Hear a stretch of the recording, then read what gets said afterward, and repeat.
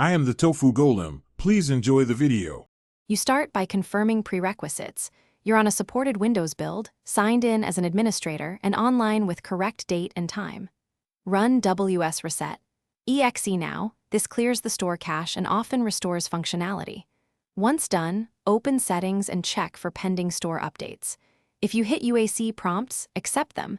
This allows the reset to run with elevated rights.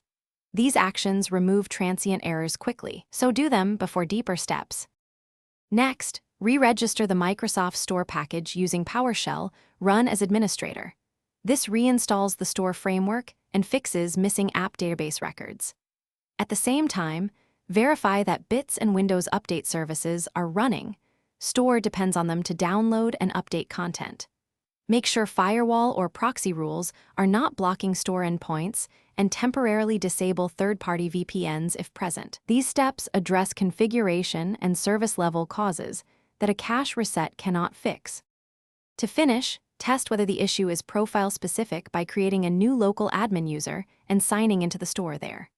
If the store still fails, run the built-in Microsoft Store troubleshooter and perform an app reset from Settings Apps Microsoft Store Advanced Options. These target user profile corruption and persistent app state. If you remain blocked, gather Event Viewer and store logs before contacting support. Having logs speeds diagnosis. One tip: try a new account first to isolate the problem. Thanks for watching.